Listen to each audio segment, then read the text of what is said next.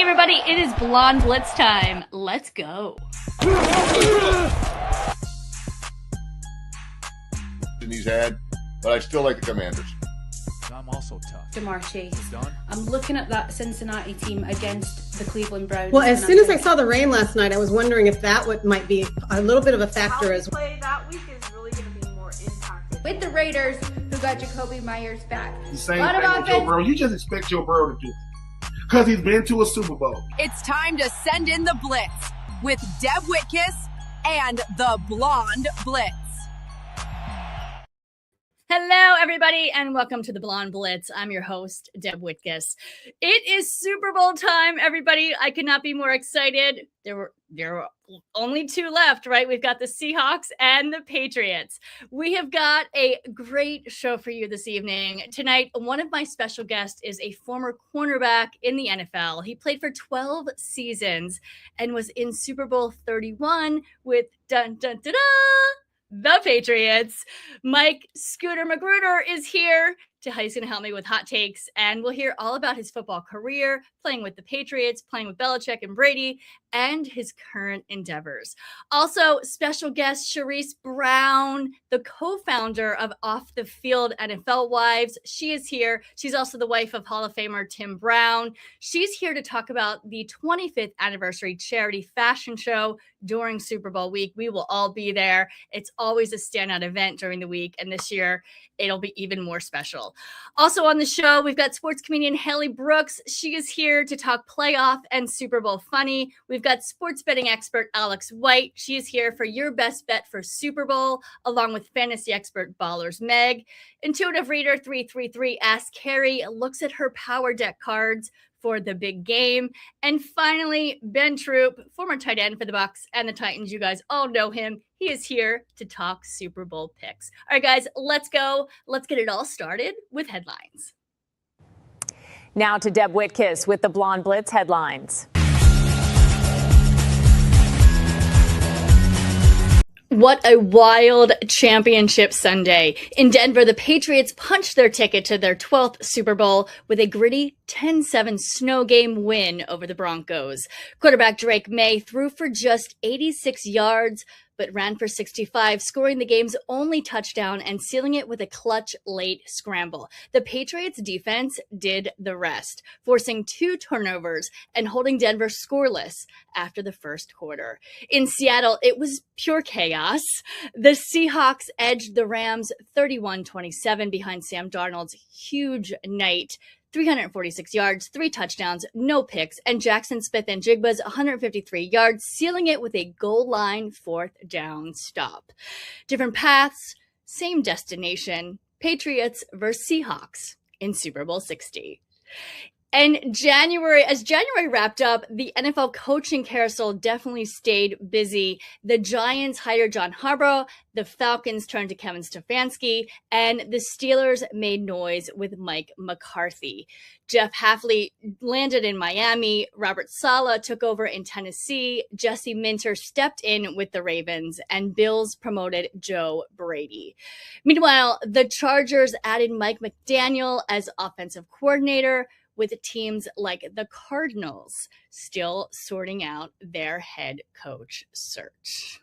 Moving on, finally, the stunner, Bill Belichick, did not make the Hall of Fame on his first ballot. Despite several Super Bowl titles and 333 wins, he fell short of the required votes, sparking instant debate around the league. It's not the end. Just a pause. Belichick is eligible again in 2027, and this conversation is definitely not going anywhere anytime soon. All right, guys, those are headlines. Moving on to Super Bowl. I guess, as I said in my intro, one of my special guests this week is a former cornerback in the NFL. He played for 12 seasons and was in Super Bowl 31 with the Patriots. He is here to help me with hot takes, and we'll hear all about his football career. We'll hear what it was like to play for Belichick, Brady, all of that good stuff, and of course, his current endeavors. Everyone, please help me welcome the one, the only Scooter Magruder.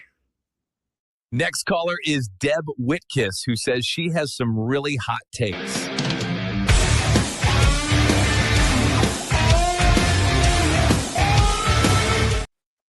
Hello, Scooter. All right. Great to be here. Great to be on the Blonde Blitz. The Thank you Blonde so much for being here. I know you're so Blitz. busy prepping for Super Bowl. Let's go. Yes. I want to say your name Anytime over the and over Patriots. again. Oh, yes.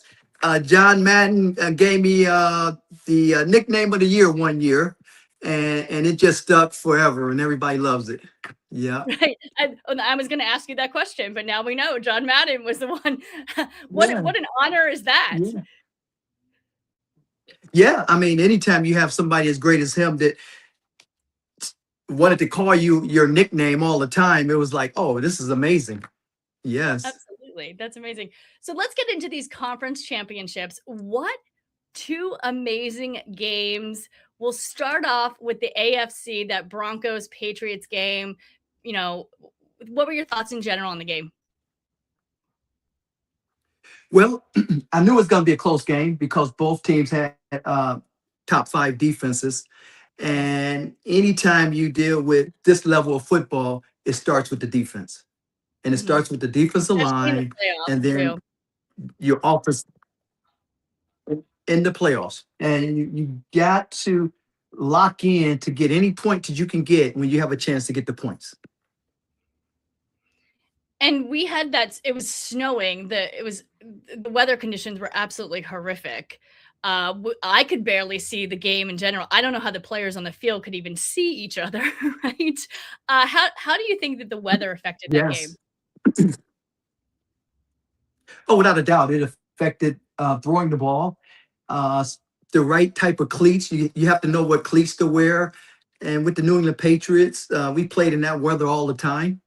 So we understand the special cleats you have to wear. And at halftime, you should have changed cleats. And that's why the equipment man is so important for each team to be able to get the players prepared and ready to go back out on the field with the right cleats on. And what's the difference between the cleats? I feel like this is very interesting to talk about. Well, you have the shorter cleats for the speed guys to get you in and out of your brakes real fast. Then you have the longer cleats that dig down in the grass past the snow so that you can get grip and be able to hold on to the ground without slipping. And that's what the big boys need to wear. The big boys are the 300+ pounders. Right. What do you think the Patriots did right in this game to win it? Well, first of all, turnovers. Yeah. Any big game, there are going to be two things that you can look at in almost any big game. One of them is who won the third down battle, and who won the turnovers. And you can probably look at that all the time, and most of the time, that team is going to win.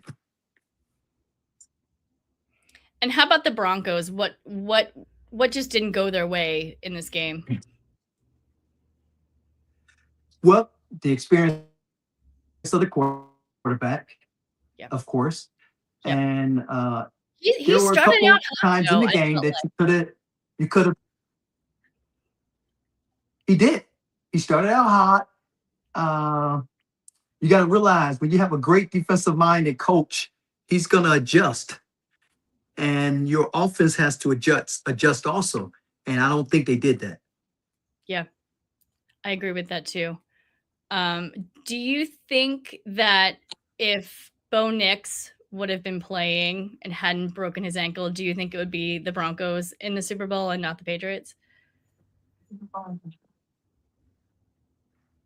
Well, it doesn't matter, really.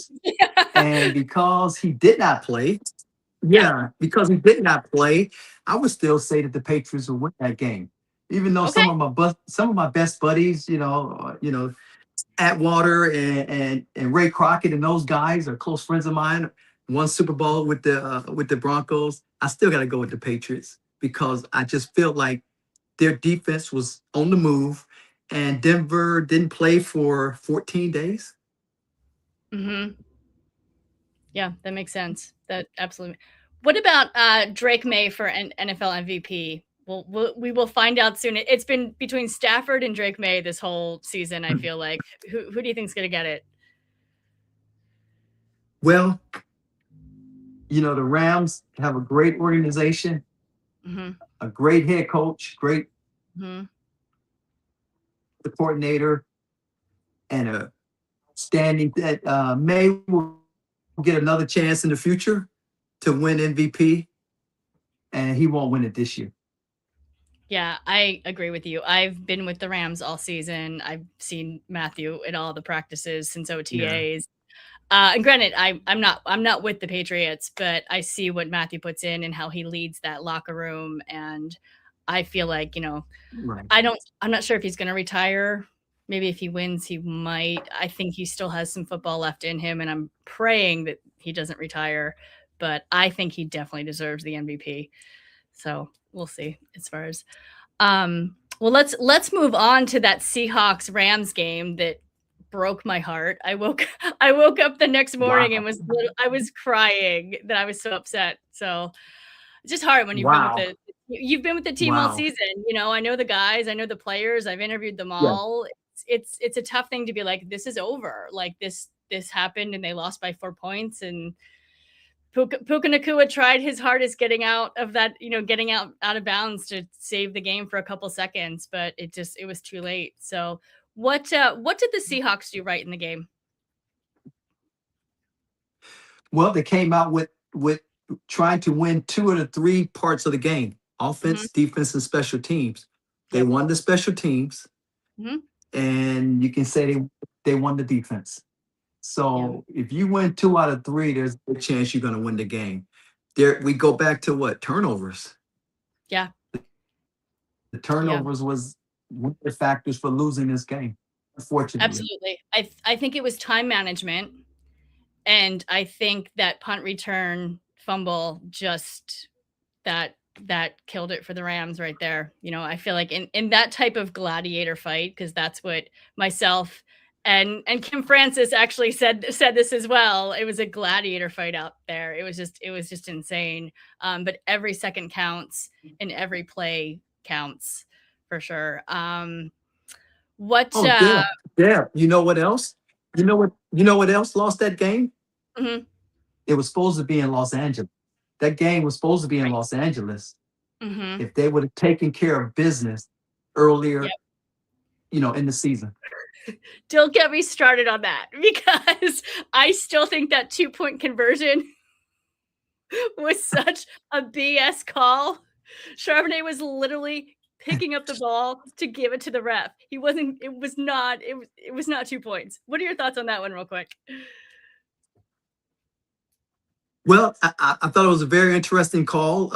When you replay it kind of shows that it was a good call, but your coaches are supposed to tell you anytime a ball is on the ground to pick it up.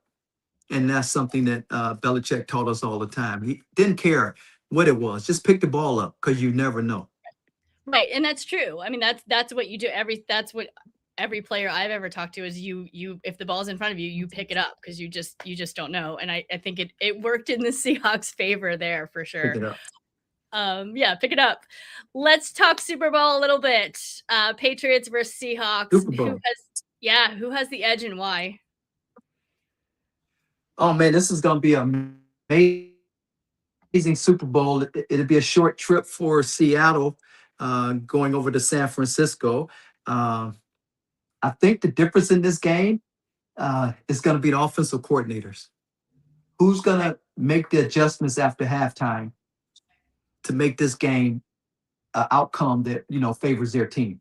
So I'm looking for the offensive coordinators, because your head coach of both teams, Sean and Mike, are both defensive-minded head coaches.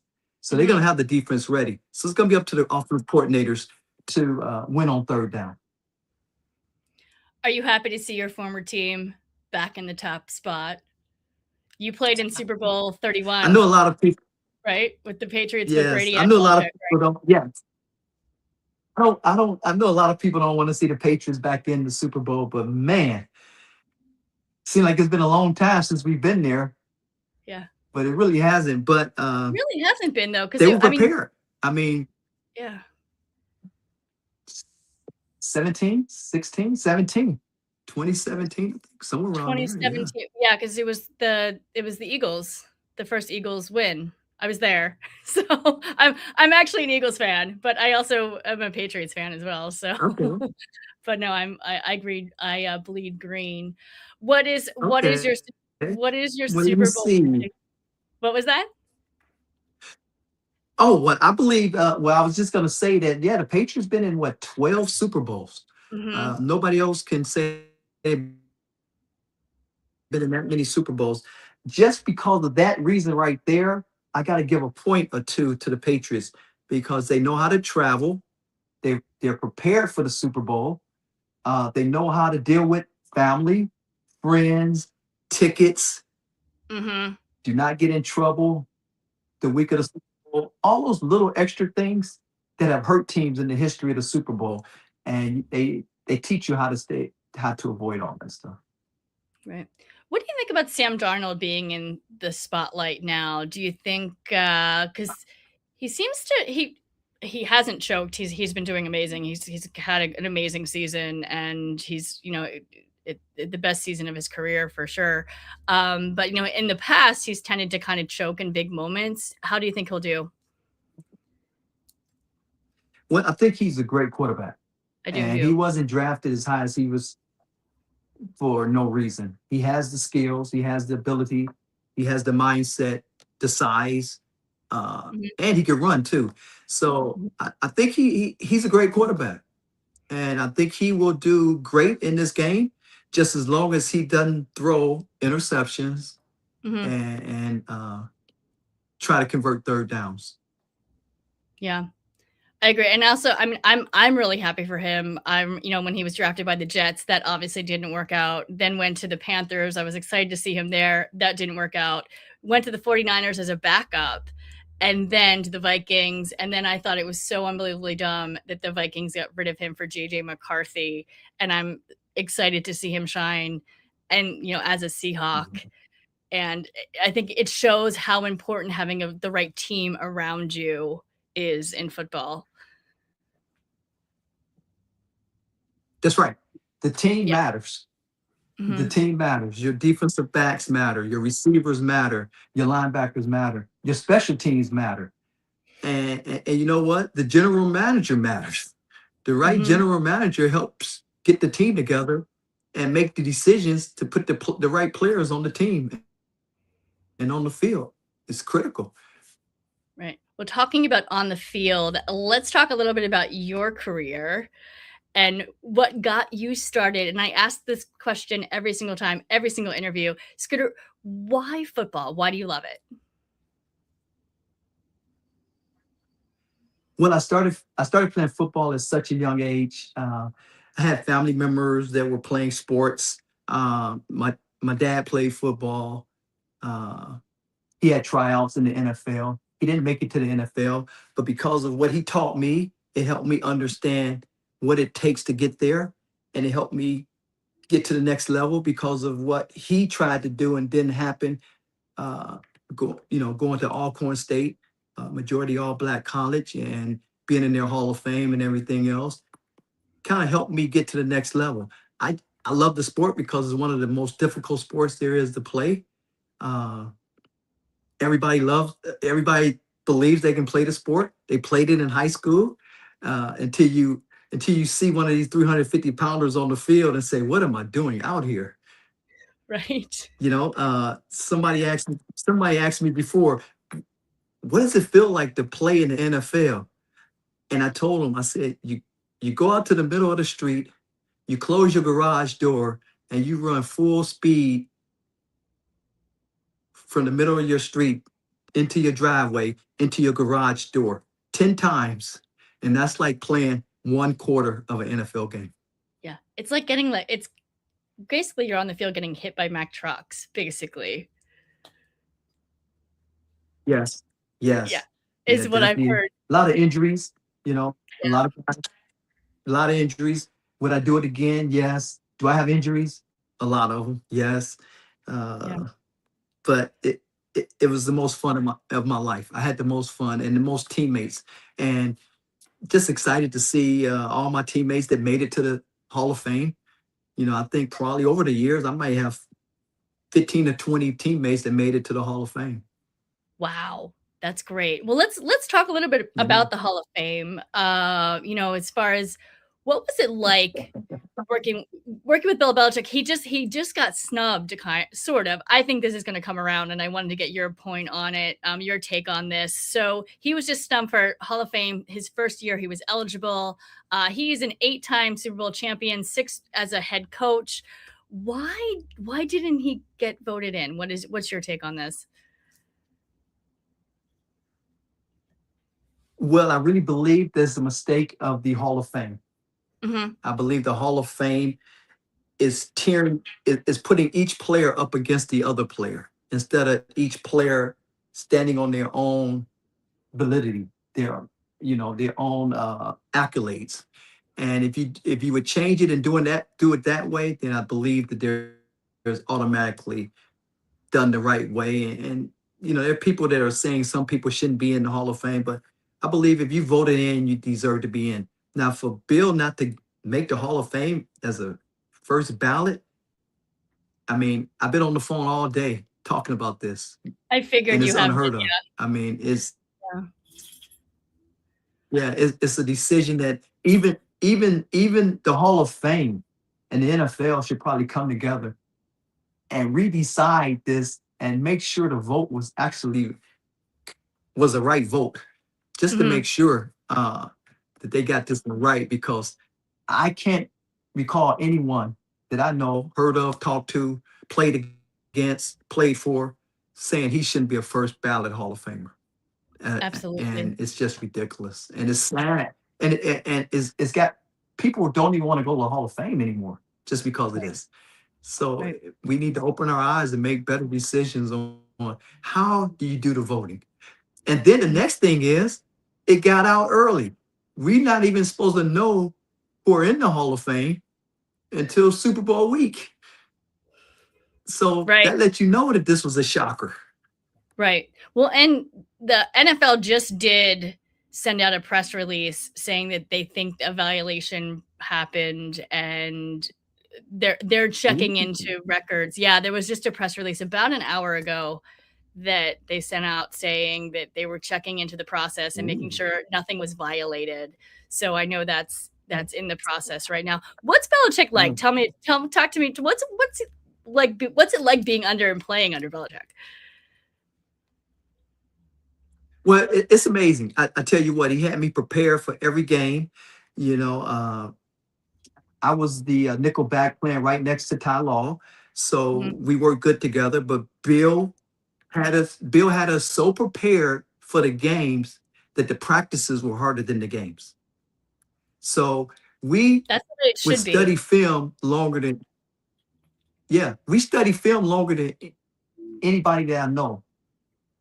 And that helped us out. I mean, what Bill would do was, if we was playing against Jerry Rice, he would go back 5 years on Jerry Rice.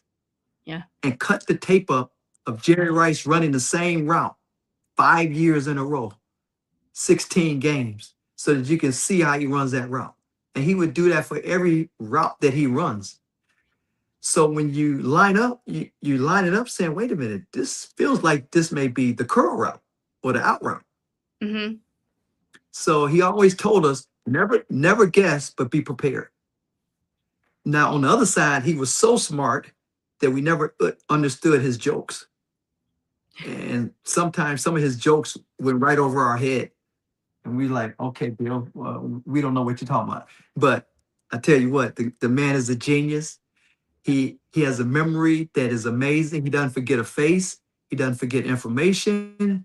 And he's always taking notes. Yeah, and I've heard all he thought about while he was coaching was football. Like, he knew no world events, only football. Yep.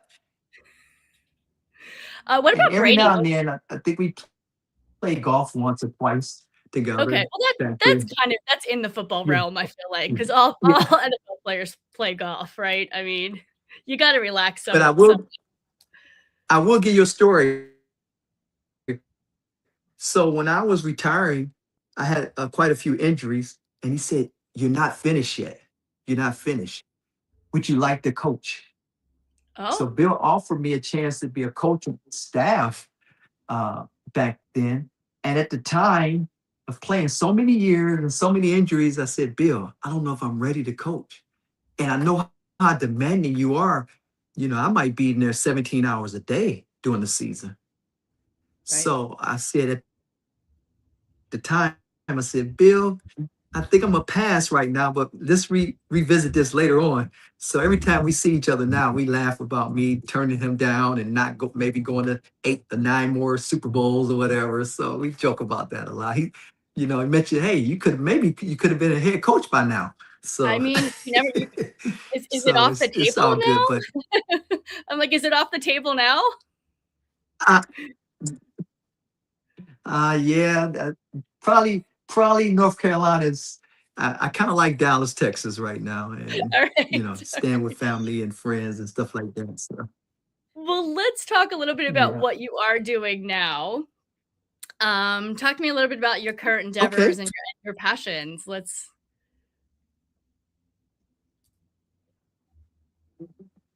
Well, my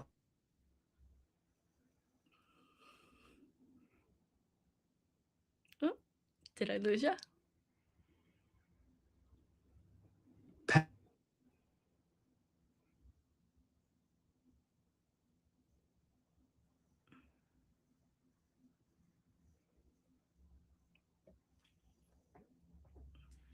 I think I lost. I pa- think I lost Scooter. Did I lose Scooter, Jason? okay, Oh, there he is. Okay, he's back. All right. It's all yeah, about live, right? yes. So me and Larry Brown, the Super Bowl MVP from the Cowboys, are best friends, and we Mhm. started our foundation together years ago. And then after we started our foundation, we decided to do our own foundation for youth.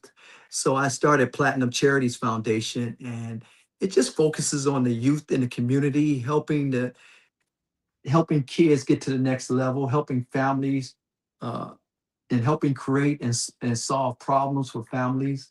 And that was important for me. Absolutely. And so tell me a little bit about the charity and what you do, raise money, what you do, youth camps as well. Yes, I get my buddies to come in, and they do the football camps for me.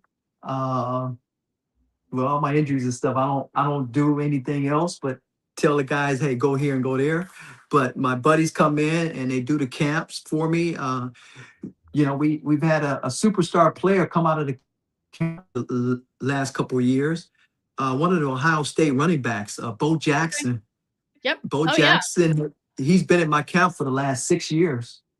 Okay. Uh, and I knew he was going to be a superstar because of his personality, his attitude, his his want to learn more, and that never give up type of attitude. And I can only say great things about him. So we had first round picks come out of the camp. Uh, some other guys, we had quite a few guys go to the pros out of the camp, and we just give back. And we raise funds to give back. We've never charged a kid to go to the camp. The camp sells out the first day every year, and I think this is about the 15th year maybe of the camp. And you have a camp coming up in July this year? Yeah, the camp will be in July. This camp here will be in Cleveland, Ohio. I grew up in Cleveland, Ohio, so wanted to give back to the community that I grew up in. And I went to Cleveland Heights High School, which we have some other famous athletes from that high school that went into the Hall of Fame with me, the Kelsey brothers, uh, Yes. Travis and Jason. And Jason has Of been to the course. camp before. Jason came out to the camp and helped out and did an amazing job. Yeah, Jason's so great. I've interviewed Jason before. yeah, And just from the height. what can our audience expect from the camp? If they can they sign up? Like where can we find this information? Well, Platinum Charities has the information. The good part is that we never publicize the camp. The bad part is that it's hard to get into camp because it sells out day one. Oh, wow. Yeah, so there's over 200 to 250 kids there, and in one day it's done.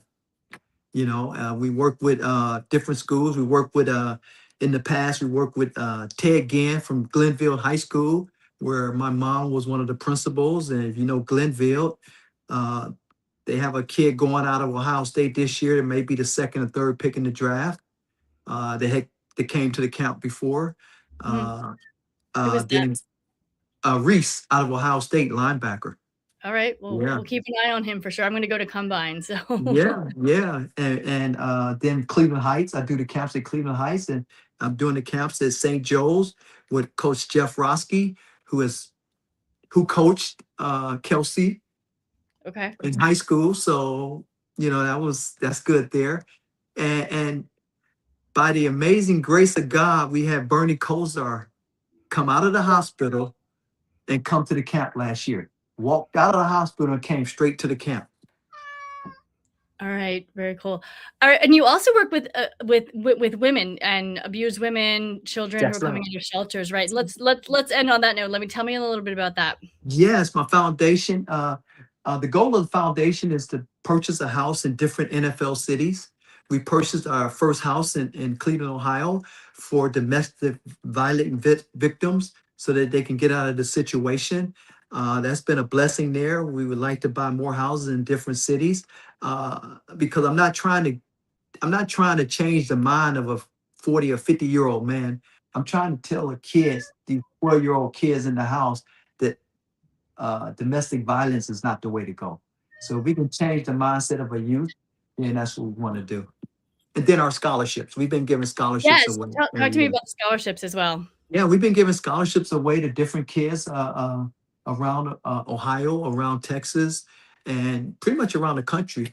And just a blessing to give out over 30, 40 scholarships over the years. Awesome. And so we have Byron Williams, who just texted me, and he's saying, Deb, ask Scooter about running the 100-degree heat in Texas with Byron Williams. And then we'll end on that. Now, Byron Williams went, I grew up in Cleveland, and then I moved to Texas my first year of playing because I had my aunt and uncle lived here. Actually, my uncle played for the New York Yankees, and then he moved over to the Texas Rangers. Mickey Rivers, he won 2 world championships with the New York Yankees, and he moved to Texas. And I came down here to visit. I said, oh my goodness, this is so much nicer than Cleveland, Ohio. I said, I'm moving here. One of the first people I meet when I move here is Byron Williams. I love it. And he became one of my best friends and my training partner. And he's one of the reasons why I played so many years in the NFL, because we trained so hard. We turned the heat on in the car. It'd be 105 degrees. We would turn the heat on full blast with the windows up, with jackets on, for our 20-minute ride to the field where we're going to train at. And we burning, sweating everywhere before we even start training. And then we run 10 100 sprints. And I'm thinking we're done. And we said, oh no, that's just the warm up. Byron's just starting. So we just starting. So yeah. So that changed my outlook on, if you can do these workouts, you can do anything. Awesome. And Byron was on last week. All right, Scooter, thank you so much for being here on the Blonde Blitz. Thank you. I will see you at Super Bowl. Where can our audience find you? What are your socials? Well, you can go to Platinum Charities, platinumcharities.org, and you can go to you can go to Instagram at Platinum Charities, and of course you can see me there. And then you can probably see me on Facebook also. And I will tell everybody here, take the points at the Super Bowl, and take the points before they change quickly, because I think the points are going to be the difference in this game. I agree with you there. All right, Scooter, thank you so much. I will see you in San Francisco. Thank you so much. Thank you. See you soon. All right, guys. Next, sports comedian Haley gives us her funny take on playoffs and Super Bowl. Haley, where you at? Okay, I got one for you. What did the wide receiver say to the football? Catch you later. Yeah, my jokes suck. That's why I watch the Blonde Blitz. Hello,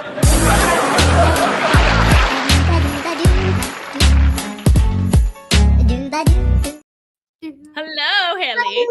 Hello, Deb. How are you? I love the jacket. All my girls have the Blonde Blitz jackets. Yes, that we match. We're twinning today. How are you? Good. I'm good. How are you? You know what? There's a lot of craziness going on. Yeah. In the world and in everything. Seahawks, Patriots. Who saw that coming? Nobody. Absolutely nobody. There was it was a 0.02% chance that these teams would come together in the Super Bowl, and here we are. For anyone that has dreams, dream big, because if the Seahawks and the Patriots are in, you never know. You never know. I mean, but even like the Patriots fan base, first of all, let's start with them because something is wrong with them right now. I am well used to the Patriots fan base, but their love for Drake May right now. Have you been to the comment section of his videos? No. It is the nicest place in the world. His wife and Michael, she'll be baking bread, and they're literally commenting like, Giselle never made bread for us. Like, go on, queen, yeast that bread. Like they are so happy. They are so desperate to have another dynasty that they are holding on to like hopelessness, happiness right now. It's absolute insanity. So we've got that wackadoo fan base over there. And then going over to the other coast, we've got the Seahawks going, which first of all, I didn't know this little fun fact about Sam Darnold. Do you know who his grandfather is? I do not. Oh! Who is Sam Darnold's grandfather? Sam Darnold's like USC, like went to high school in LA, San Clemente, I think. Better. So yes, so his grandfather is from Long Beach, California. Yeah. His grandfather is Dick Hammer. Do you know who Dick Hammer is? No, I don't. The Marlboro Man. Who? The Marlboro Man. The Marlboro Man. Dick Hammer is Sam Darnold's grandfather, the original cowboy killer before Brian Schottenheimer, however you say that motherfucker's name. That is Sam Darnold's grandfather. You can't tell me. I'm taking the Seahawks in this one. I know everyone's taking the Seahawks in this one. But between Dick Hammer and Cardi B having green hair on the sidelines, by the way, we're just going to ignore that. How she was like dressed like Catwoman with snot green hair on the sidelines for the Patriots win. I smell a scheme. So we've got cowboy killers. By the way, some celebrities who won't be at the game. Obviously, Trump said he won't be there at Levi's Stadium because it's too far. It's too far. I'm great. Listen, I'm not going to go there, but I'm glad to know that that's where he draws the line, is that San Fran. And listen, San Francisco, now's your time if that's where he draws the line at blue hair and lattes. But also Sydney Sweeney, she won't be there because, Levi's Stadium, she said she already has good genes and bad morals. But I'm really, really excited for this Super Bowl performance. I'm not going to lie. Bad Bunny or Green Day? Both.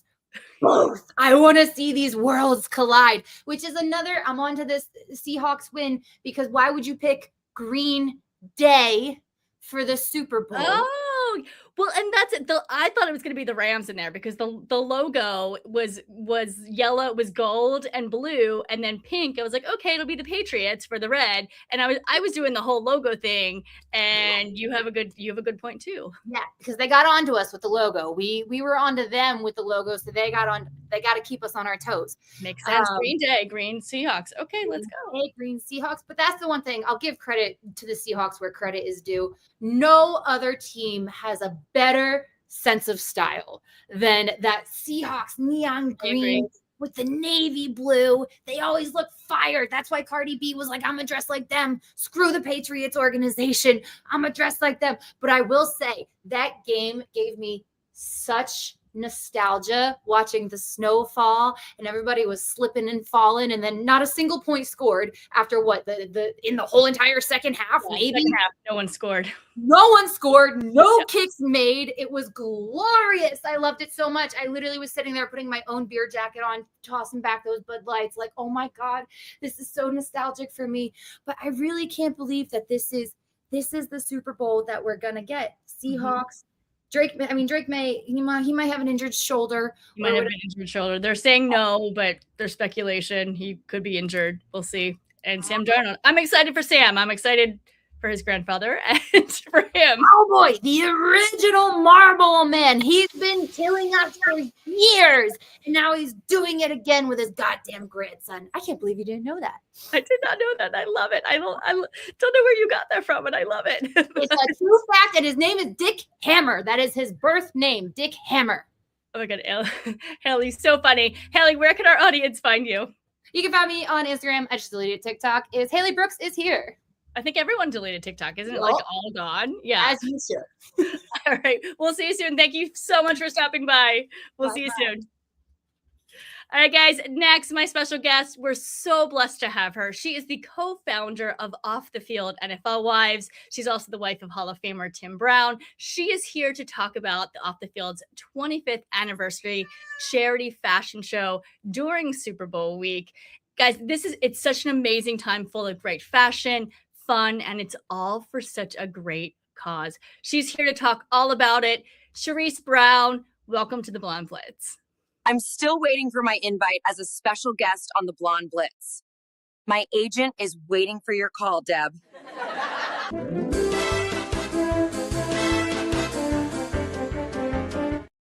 Charisse!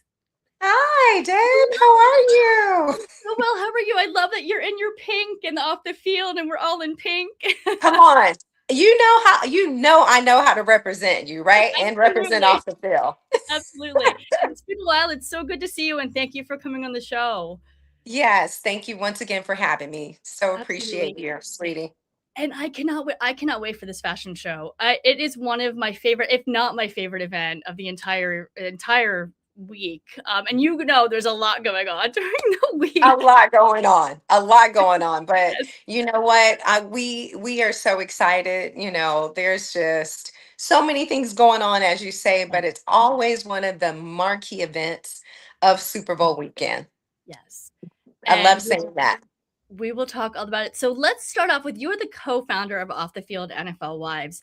What is the mission of the nonprofit? Let's start off with that. Wow. We talk about our mission all the time, being a nonprofit, but being a sisterhood as well.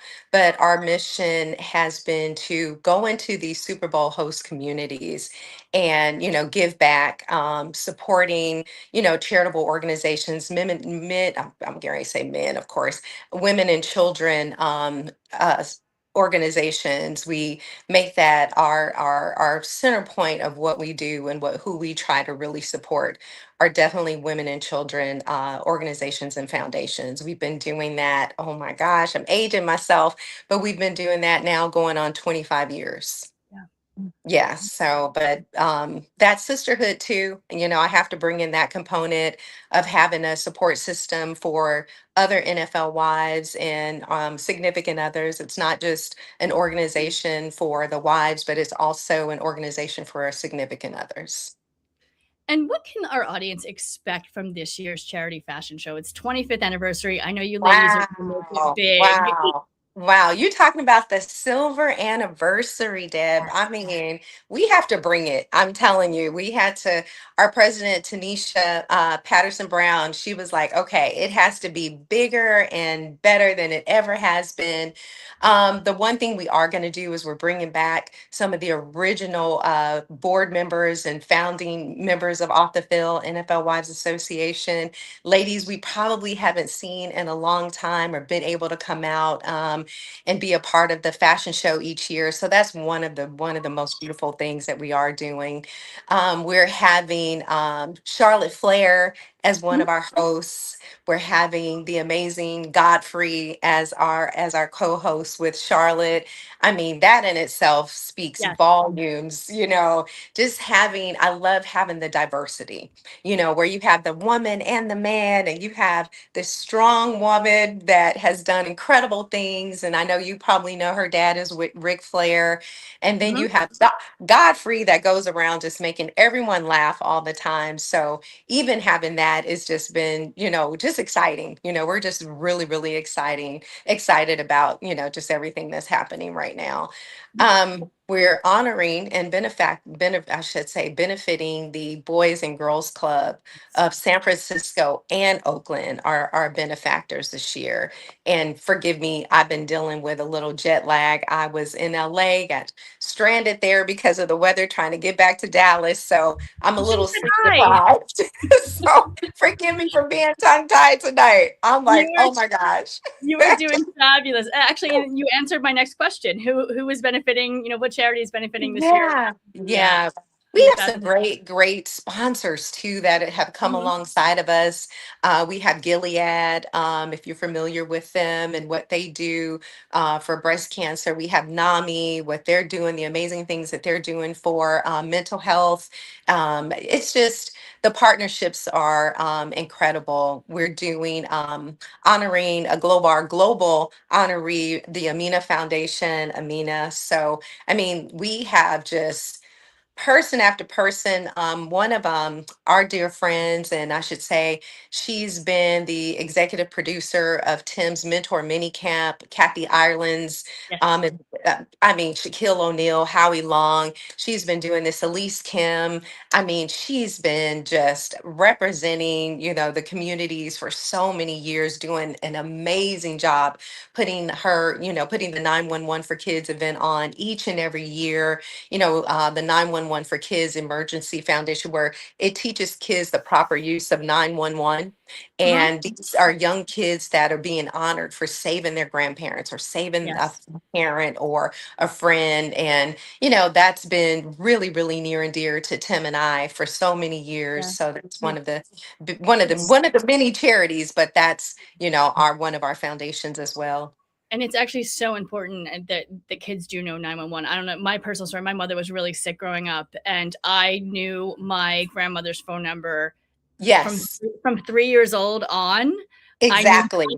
I can still do it to this day. And, she passed 30 years ago, and so it is so important that, kids do know that 911 and what that means, because it definitely can save a life. So kudos to you and Tim. Yeah. Thank you. Thank you so very much. So, yeah. And I love that off the field also, it's just such a sisterhood, and all the women you just mentioned, like so many women are involved, and it's just a very woman empowerment event. Definitely. Some of the NFL wives, some of the girlfriends, they're going to be the models, walking the runway, correct? Tell me about that. Oh, excited about that. We'll have active wives that are modeling, and of course some of the retired wives, but you're talking about Ashley Peterson, Ashley Wheeler, just to name a few.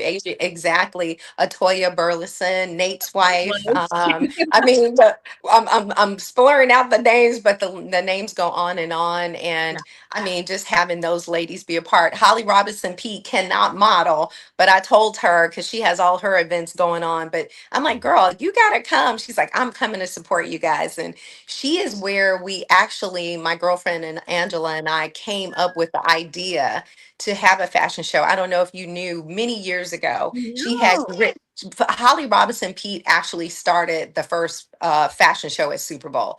It was called the Gridiron Glamour, and she would have all the athletes, I mean, from Serena Williams to you name them, they were in that. Football players, basketball players, you name them, they were in her fashion show. And we would go and watch her fashion show every year. And it was just one of the best events there. So we started kind of doing a little something along the lines, but we wanted to incorporate the wives. What can we do in these Super Bowl host communities and cities where we can give back, and make a difference, and, do something, together, bringing all the wives together, but also the husbands coming out, supporting us and walking the catwalk with us. Just a family oriented event is how it actually started. So we actually got that idea from Holly. I never knew that story. That is an amazing story. Yes. Is there tickets still left for the fashion show? Yes, there are. The VIPs, of course, are selling out quickly, but we still have general admission and VIP available. Hurry up and get those tickets, because they are going to go fast. excited helps about. charity too. That Yeah. money goes That goes it's to a charity. That That goes towards charity. I know there's other, we're going to support even smaller, organizations as well. Yeah, that goes all towards charity. This is what this is about, is definitely coming in and giving back. And we chose San Francisco and Oakland. Everyone has been hit financially, but these are two cities that have definitely they're definitely feeling the pain, of the economy right now, and especially our youth, really, really trying to help our youth out so they're able to go to the Boys and Girls Club and the wonderful things that they do there. It is very, very important. We have everyone from young ladies, Naomi Lee from U.S. Girls Flag. She's going to be on the pink carpet doing interviews. And my daughter, Tamar Brown, who's an aspiring broadcast journalism major, who will be graduating from LMU and heading over. She applied for the master's program at USC. And so we are just like, we're going to have the young ladies out, representing and, doing interviews. And so it's going to be a lot of fun. It's going to be a ton of fun. And I Yeah. absolutely cannot wait. Where can our Yes. audience find a link to buy the ticket? Definitely off the fill, NWA at .org. And national, let me say that again, off the field, national football, blah, blah, blah. Yes, I'm like, it's tongue tied, but off the field, NFL Wives Associations.org. I'm telling you, I have been so dehydrated. It is like, It's already starting. when you travel, yes, I'm like, oh, I didn't bring water with me, but yeah, just a little tongue tied. Elena Foster said you could go on Eventbrite as well and buy tickets there. Yes, and definitely go on Eventbrite. Yes, and I was going to say, just go on Eventbrite, Off the Field, NFL Wives charity fashion show. It's there every year, and we are just excited to see everybody come out and just support us and bring the family. Once again, I'll say it all the time. You'll have NFL players in attendance. You'll get to meet some of the Hall of Famers. A lot of the legends will be there. You'll meet some of the the current players will be there, and it's going to be exciting and fun. And you already know we always bring the glam. Yes, you absolutely bring the glam and the fashion, and it's just an amazing event. Thank you for including me in it this year as well. Oh my God, yes. Always you're going to be included. You know that, right? Thank you so much. All right, Sharice, thank you so much for stopping by. I will see you in San Francisco. I'll see you in San Fran. See you soon. Okay, bye-bye. All right, guys, let's get into Super Bowl. Please welcome third-generation sports betting expert Alex White to give you your best bet for the big game. It's time to get some NFL betting advice from Alex White and the Blonde Blitz. Win big so I can rob you later.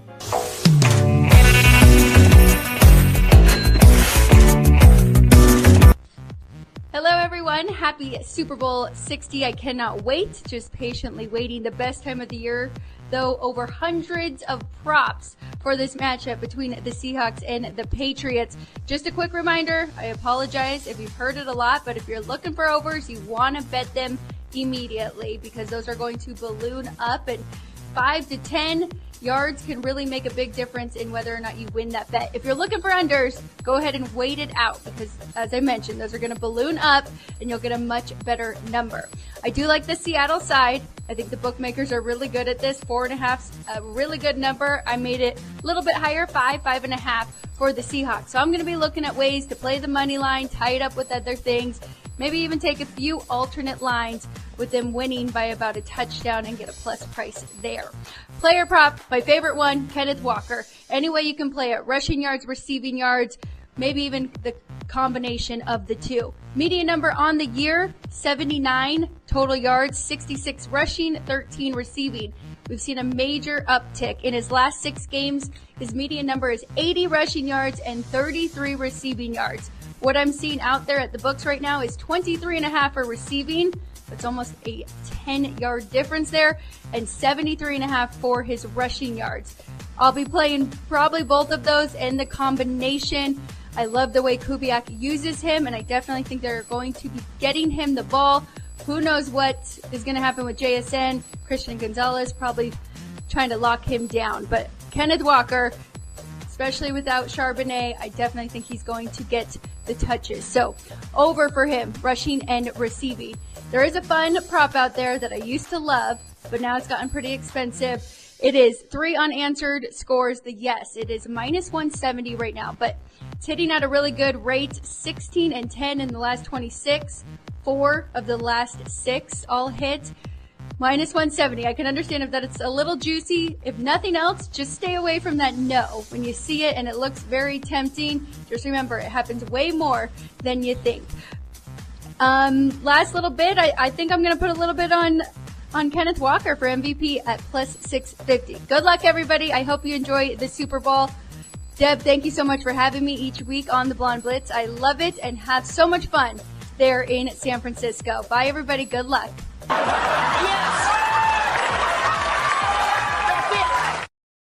Thanks, Alex, so much. It's been a joy having you all season. And of course, we cannot talk sports betting without talking fantasy. Here is fantasy expert Ballers Meg with your daily fantasy advice for Super Bowl. When I'm looking for fantasy advice, I listen to Meg from TSS Fantasy.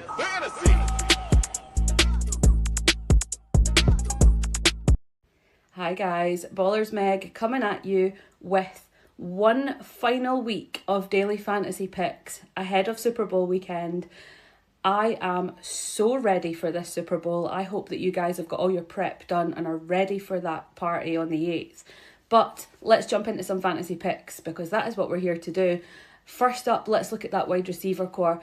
I'm looking at Cooper Kupp. I'm looking at Demario Douglas.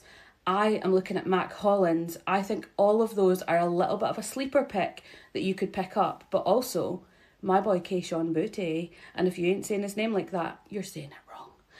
Next up, looking at our running backs. We've got an unbelievable running back core in this Super Bowl. Look at Trevion Henderson. Look at Ramondre Stevenson. Unreal. Throughout the whole season, but especially in playoffs, they have shown what they're made of. Also a little sneaker on George Hollins as well. I wish you all the best. I hope that you have the best Super Bowl party or whatever you are watching it, that you get the result that you desire. I have a sneak feeling the Seahawks are going to pull this one, but we shall see. If you would like to follow us for the final build-up ahead of Super Bowl and all the fun and excitement for next season, head over to That Sports Podcast Network. Check out TSS Fantasy where we are live on Super Bowl Sunday for our Super Bowl party. And follow me on Ballers_Meg across all social media platforms for more content throughout the off-season. Have an amazing week, guys. Take care. See you next season. Thank you so much, Meg. It has been an absolute pleasure to have you on the Blonde Blitz this season as well. All right, guys, next Intuitive Reader 333 Ask Carrie is using her Power Deck cards to predict the big game. Carrie, what do you got for us? You got it right last week completely. Seahawks, Rams. You called it. Let's see what the Power Deck cards say about these NFL team futures.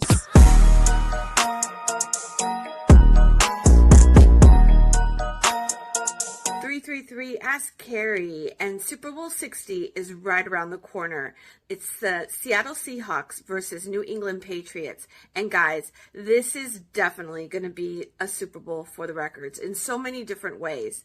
So let's get into the big 3 transits that I really see impacting the game.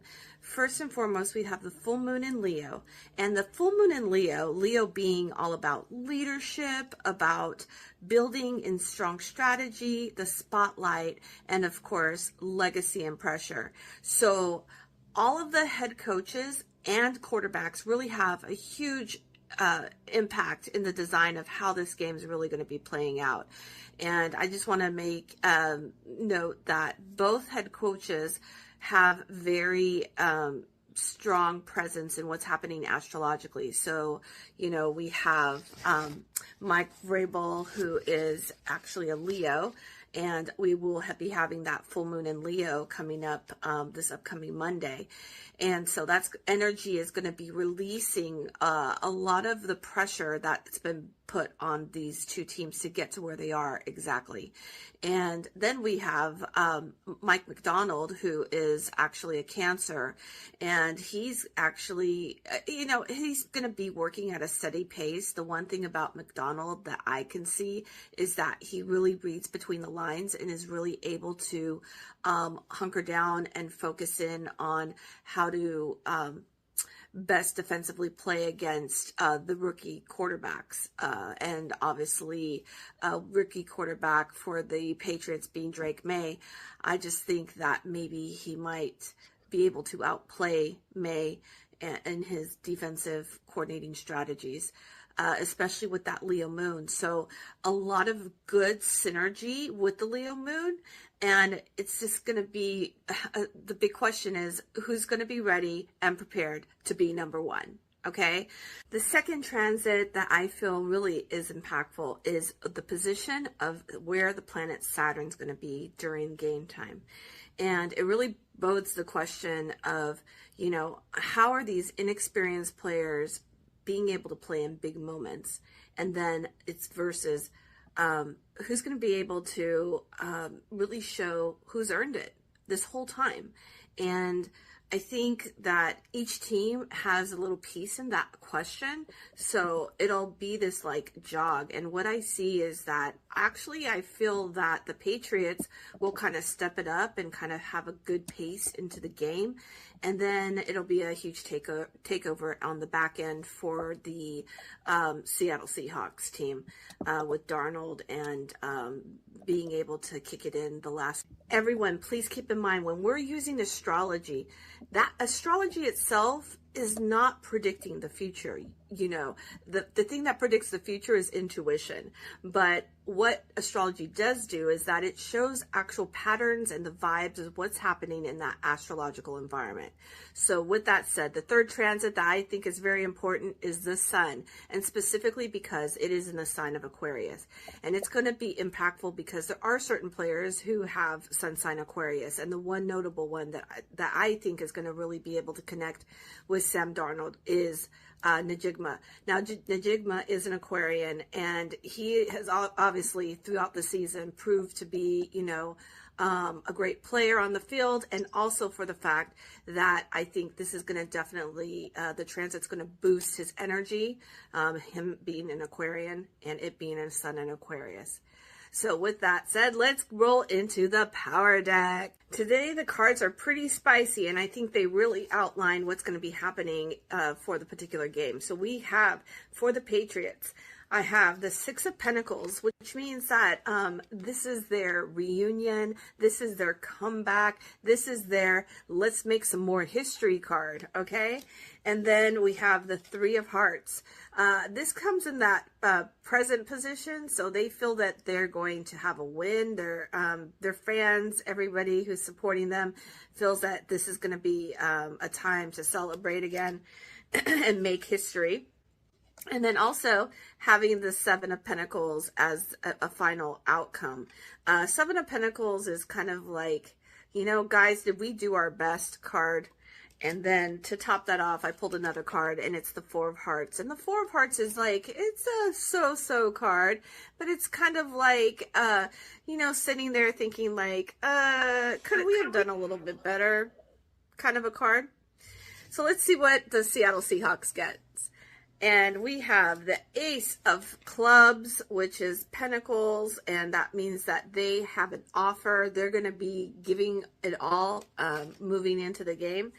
That's their attitude kind of going in. But then we have the Nine of Swords. So it's saying that their pace going into the game isn't what it was planning to be. So it may not be like this, you know, huge lead over, if at all. Actually, it might be that the Patriots kind of like show off in the first half of the game. But then they come together as a team and they get the Two of Cups. So it's all about partnership and, again, that leadership ability. But then they also get the King of Spades, which is a Gemini air sign type of a card. And guess who is the Gemini? Actually, both of the quarterbacks are. But I actually feel that since this got pulled out in the Seattle deck, I think that Seattle might come on top.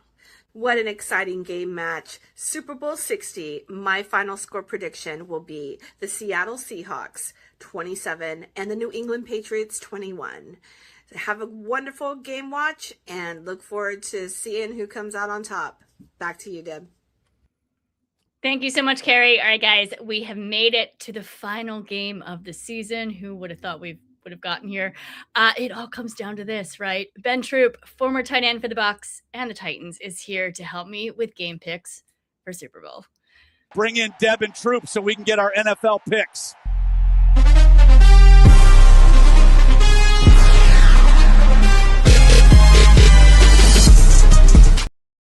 Ben, hello. How you doing, Deb? How's everything? I am so well. We're down to 2. And who would have thought it was going to be these 2? Like, Seahawks and Patriots? Like, okay, here we are. What, going all the way back to, was it 2014 when they was in the Super Bowl? Yeah, it was 2015. So yeah, it was the 14th season. Yes. 2015. Malcolm Butler goal line interception to Russell Wilson's pass. Oh my God. Sam, I am Darnold is telling everybody what y'all got to say now. Everybody kind of quiet now. People, but yeah, I'm looking forward to this one. Yeah. So what are you thinking? Let's talk. Here's the thing, right? Drake May has not looked like himself throughout the playoffs. I mean, he's played okay. He hasn't played MVP. I do think the regular season MVP might be locked up by one Matthew Stafford, but we got to wait till the NFL to see that. Yep. Sam Darnold. For everybody thinking that this is a fluke this year, he won 13 games last year for Minnesota. He's the only player in NFL history. He's the only player in NFL history with everything Tom Brady and Peyton Manning and Joe Montana and Steve Young and all these great quarterbacks have done. None of them have won 13 games for 2 different teams. Sam Darnold got JSN.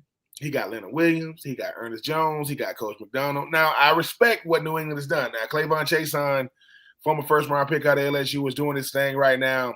The matchup of the decade is going to be Christian Gonzalez and JSN. Everybody is going to be tuned in. But Coach McDonald, I don't know what the soundbite was. They said before the season, they said he came into the meeting room. He said, look, fellas, it's the NFC Championship game. We at home. It's going to be windy. It's going to be raining. It's going to be bad for them. That's going to be good for us. He predicted it. I just think that everybody thought when Pete Carroll moved on from the Legion of Boom, from the 12th man, that you're not going to get that old thing back. Coach McDonald was like, I know everybody want to make it about Vrabel, but we got something going on over here in Seattle too. I like Seattle in this game for this reason. I like consistency. And the thing about it is Seattle can beat you in a lot of ways. Running the football, throwing the football, defense, special teams. And nobody really been talking about, Seattle. Not like we should. It's been about the Rams. It's been about, the Eagles. It's been about the 49ers. And here come the NFC. Here come the NFC best record in the NFL. And Sam Darnold, he looks like the Sam Darnold looks like the villain of The Incredibles. That's who he looks like. The little guy with the red hair. That's the funny thing is he's not. He actually doesn't have red hair. It's blonde. I've met him in person. And I didn't recognize him at first. Took me 20. I was talking to him for 20 minutes. Didn't realize who it was. And then because I know Sam Darnold is a redhead. But in person his hair looks blonde. Swear to God. Look, all I'm gonna say is this, Deb. I like Seattle. I know we got time. I like Seattle. I'm not gonna give a score prediction yet, but right now, I mean, with 2 weeks until the Super Bowl, I'm like Seattle. I have the right to change. We're starting to talk Super Bowl, right? Yeah, you're just starting to. We need to lean into it still. But make sure though. Listen, no weather's in the fall. Super Bowl edition. Yes. So y'all tune in next week. Nobody's safe. Listen, me and the commissioner, we gonna have some fun, right? It's gonna be crazy. It is going to be nuts. I need to stop in and say hi from Super Bowl from Radio World. Can I come on in?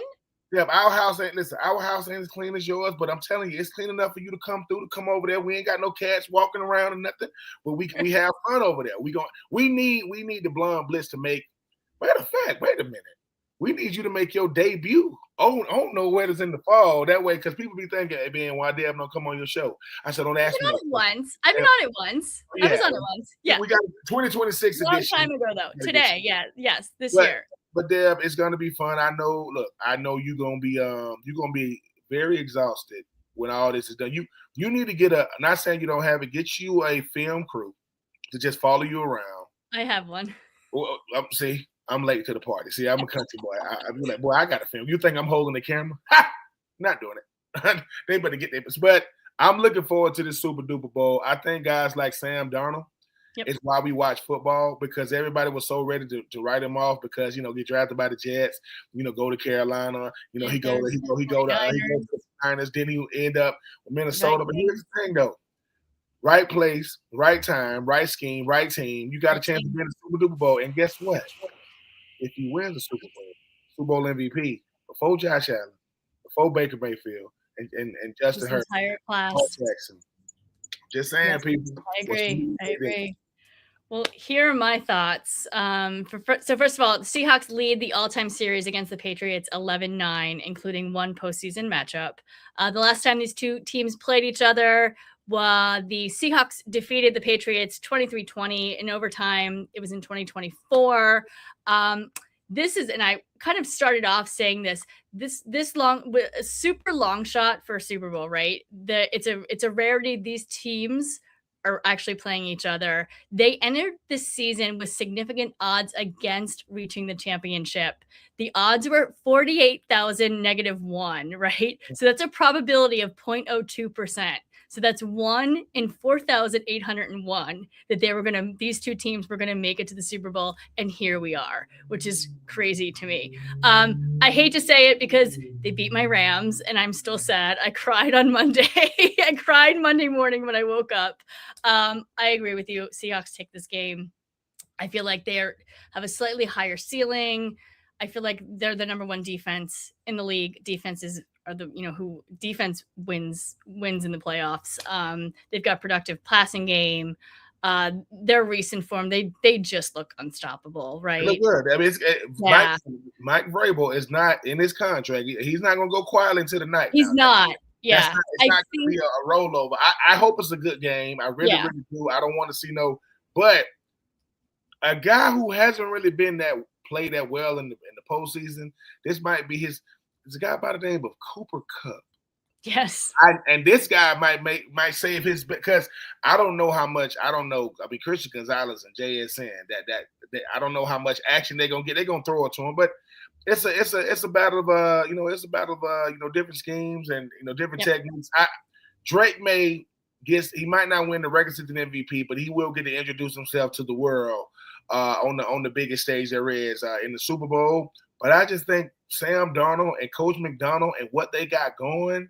He's playing his best football of his career. Let's be honest. He's MVP, and I think I'm calling him MVP for Super Bowl II. You want something controversial though, Deb? You know who the real MVP is of the regular season? You want to know who it really is? It's Myles Garrett. That's the MVP. Yeah. But they're not going to give it to him. Just call it a quarterback award so we can move on.